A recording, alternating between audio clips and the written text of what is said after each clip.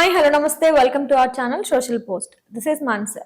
ఈ రోజు మన ముందున్నటువంటి గెస్ట్ రమేష్ పసుపులేటి గారు, personal finance professional. So hi sir, నమస్తే. నమస్తే మేడం.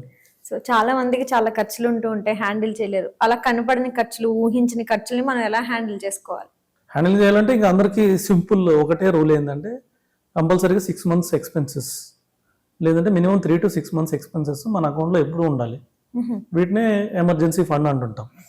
సో ఎందుకంటే ఇప్పుడు సపోజ్ 2 కారణాలు ఉంటాయి. ఒకటి జాబ్ పోవచ్చు, జాబ్ చేసేవాళ్ళు జాబ్ పోతే మళ్ళీ కొత్త జాబ్ ఎత్తుకోవడానికి 3 నుంచి 6 నెలలు పట్టచ్చు.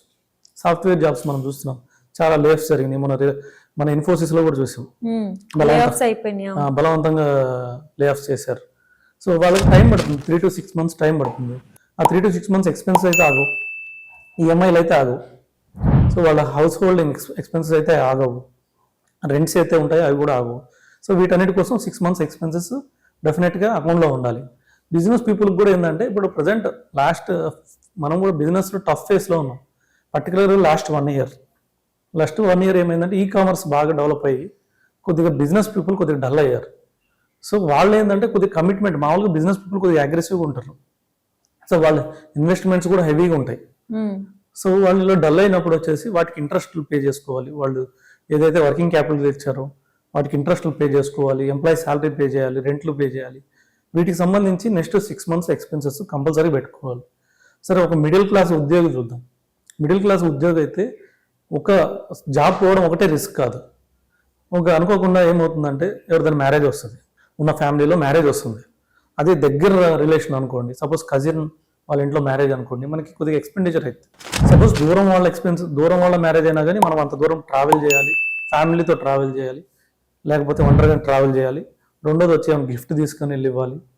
సో కొంతమంది గోల్డ్ చేపిస్తుంటారు, కొంతమంది సిల్వర్ ఇస్తుంటారు. సో ఏదో గిఫ్ట్, దానికి కొంచెం ఎక్స్పెన్స్ అవుతాయి.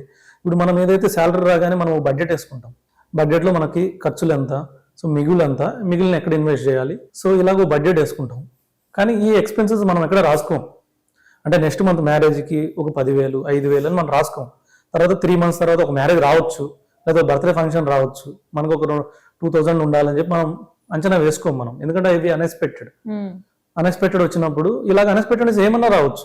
ఏమన్నా సపోజ్ మెడికల్ ఎక్స్పెన్సెస్ రావచ్చు, లేకపోతే ఫ్యామిలీతో ఏమన్నా టూర్ వేయాలనుకోవచ్చు. సో ఇలాంటి వీటన్నిటికీ ఒక 6 months మన అకౌంట్లో ఎక్స్పెన్సెస్ ఎప్పుడైతే కంపల్సరీగా ఉండాలి.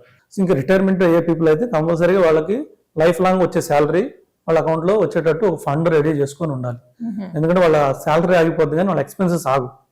సో దానికి ఒక ఫండ్ రెడీ పెట్టుకుంటే దాని నుంచి మంత్లీ వాళ్ళకి ఇన్కమ్ వస్తూ ఉంటుంది. సో వాళ్ళు రిటైర్ అయినా కూడా ఇబ్బంది ఉండదు. అంటే పర్టికులర్గా చెప్పాలంటే వాళ్ళ ఖర్చులు వీటికి సంబంధించి, వాటి అవసరాలకు సంబంధించి కొద్దిగా అదనంగానే మనం ఎమర్జెన్సీ ఫండ్ మెయింటైన్ చేయాలి. సో అప్పుడు ఎటువంటి ఫ్యూచర్లో ఇబ్బంది రాదు, ఎవరు లేకుండా. అంటే 6 months ఇన్వెస్ట్మెంట్ మనకు ఆల్రెడీ ఉంది కాబట్టి కొంచెం ధైర్యంగా ఉండొచ్చు అంటున్నారు. డెఫినెట్గా. సో జాబ్ లేకపోయినా ఆ సిచ్యువేషన్స్ మనం హ్యాండిల్ ఎనీ సిచ్యువేషన్స్ వచ్చినప్పుడు మనం ధైర్యంగా ఉండే అవకాశం ఉంటుంది. 6 months ముందే మనం ప్లాన్ గా పెట్టుకుంటే.